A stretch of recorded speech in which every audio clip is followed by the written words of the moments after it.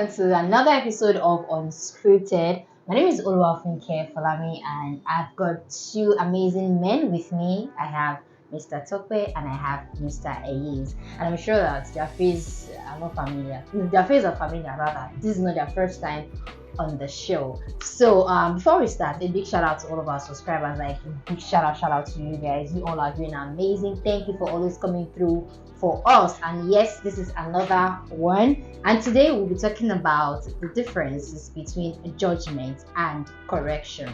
Judgment versus correction. That is what we'll be talking about today. So to start with, Ace, what in your own understanding, what is judgment? So in my own opinion, right? So judgment has to do with forming a sense of opinion about something, right? So when there's an issue, or when something is placed in front of you and you create a sense of opinion about it, that is what judgment is basically, right? What about you? Okay, from my own opinion, judgment is different from correcting, because when you're trying to correct someone, you correct with love, with the intention that okay, that's what you're doing is wrong. But judgment is like you're picking on someone intentionally without thinking the other side. So that's my You use the word intentional, and I think it kind of makes sense that you are not saying like this is this. You're like we got to show without them.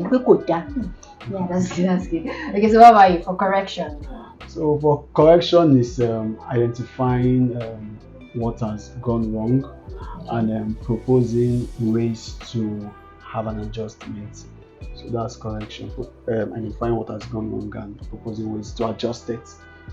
Okay, so now let's bring it down to the friendship level, because we're touching different aspects. Let's bring it down to a friendship level. Before we call you guys, someone said you guys are friends, you guys are close. So now, in a situation whereby he did something that is wrong, and you know that he knows that that thing is so low for him that he shouldn't have done it, how would you correct him? Or how would you let that thing know that guy, waiting you do if you know say you're not supposed to do how would you put it?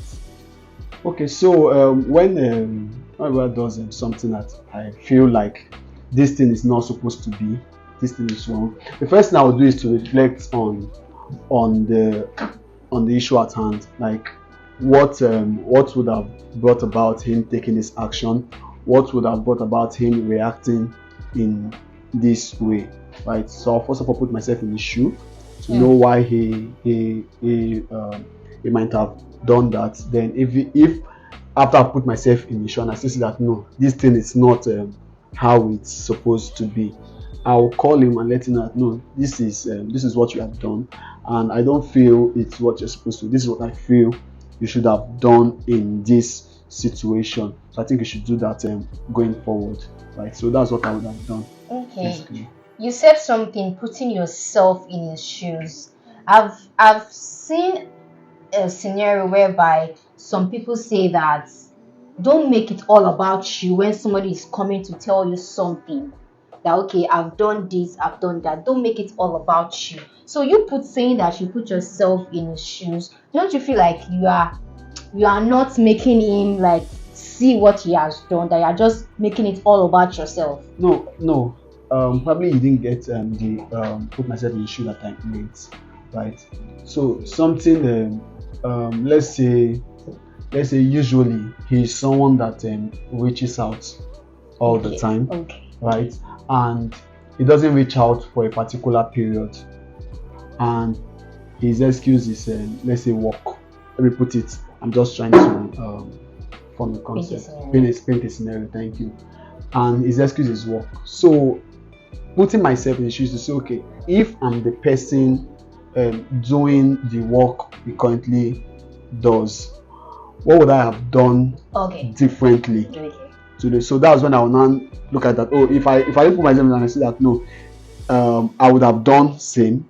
Okay, I accept, like it's understandable. Or if I say that if I was in his shoe, there's a way I would have done to communicate better. I will have to that guy. Look at this. Okay, fine, I understand where you're coming from, but this is what you should have this is how you should have done, or this is how you should have handled it. So that's what I mean. Now I understand very well. So now to you, Mr. Tope, I've seen that it's in the Bible that we should not judge, we should not condemn and all that.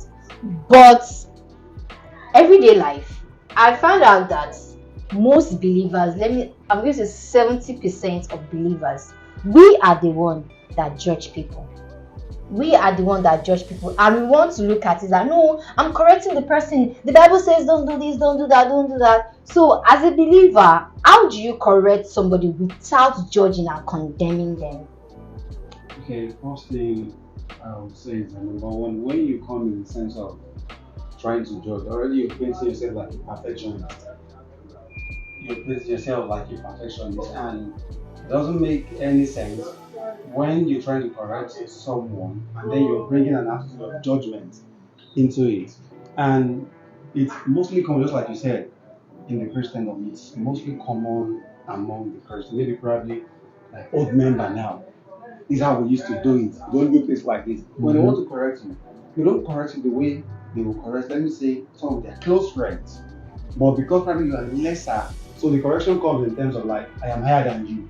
So already you're trying to place that person inferior to you, and then the person will look like you're judging me. So something like that, and it's something that shouldn't be found among the Christians. So that's what I can say on that. Okay.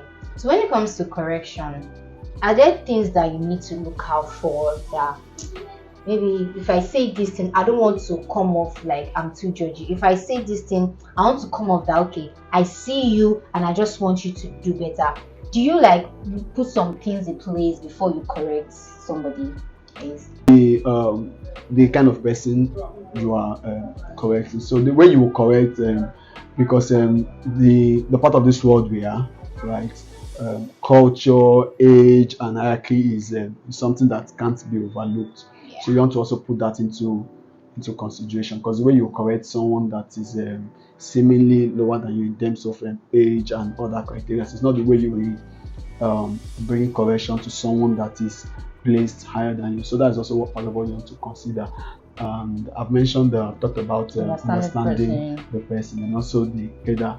And you also want to look at the manner at which you want to communicate that correction, right? The manner is also important. So you need to correct with love, and in the process of correcting, you also need to ensure that you are fair, but you're also firm in the correction. I like that. What about you? Okay. Can you please repeat the question? What are the qualities that you look out for if you want to correct somebody? How do you correct the person? Okay, before you can correct someone, you have to put yourself in that person's shoes. Okay, if you are to be spoken to in this manner, would you take it? So you have to be considerate before you correct that. So you can't just say you want to correct someone because I have more than 5 years, and then you feel like I brought me in and I can correct you how I feel like, like cultural demands, our culture. So like the way you correct an adult is different from the way you correct someone younger than you. Yeah, definitely. So the most important thing is that you need to be conscious of your words. Exactly. You need to be conscious of your words, because whatever you say now, you said it, you said it. So the person might now say like, okay, you're judging me or you're correcting me. And when the person sees you trying to put someone to probably another person, the person you corrected before might say, when he or she was telling me this thing, he didn't put it this way. Probably because the person would have that sense of, because I'm not kind of level, that was why he corrected me this way. So my final take is we need to be considerate in our words when we're trying to correct people at time, which is very important. And sorry, to add to that also, I think in correcting someone, right, there should be levels to it, right? There should be a place of open conversation, right, with the person to even know what led to this, right? And there should also be the level where you've had the conversation around it. You've tried to prefer solutions, right? Yeah, solutions to that particular issue, and it's not working. You take the next next step. It could be a rebuke, right? Then it's not also working. You come out with a stern warning, right?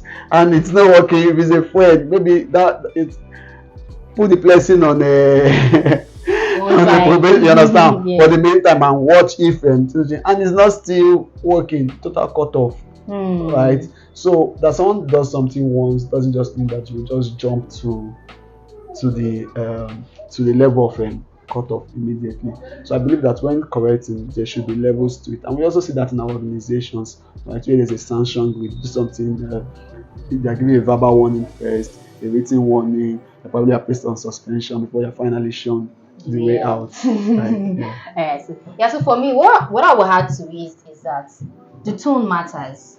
If you are correcting person, you know that this person has done something bad, and you're like, he or she is reporting him or herself to you, and you part of you want to feel like, you feel like, yes, so like the prayer point is, God, let me be a solution provider. I'm like, okay, because this person is coming to you, you have the solution, so you might want to put a little bit of pride in it that the person is coming to confide in you. Fine, if somebody is coming to confide in you, don't place yourself so high like that you are above the person. Just try and calm down. Listen first.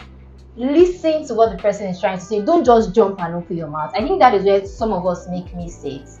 We need to have a listening here, so that we know what the person is telling us, not just that we just open our mouth and talk because we want to talk. So you have to listen first to the person, and when you are talking, be mindful of your tone. Like he said, correct with love, right? And like he also said, when you correct somebody, just give the person time to process everything, because everything is a process, to process everything, so that, okay, fine, the person can get whatever you guys have shared together. And if you feel like the person is not doing the right thing, just like walk up to the person and, okay, call him back or call her back that this is the right thing to do. So that is all we have for you today. Thank you, Ace. Thank you Tokwe, for coming. So if you have any other thing you want to add to this conversation, you drop that in the comment section below, and do not forget to share, like, and also tell your friends to tell another friend about Unscripted right here at 180 UIC. Till come again, stay blessed, and bye for now. Bye.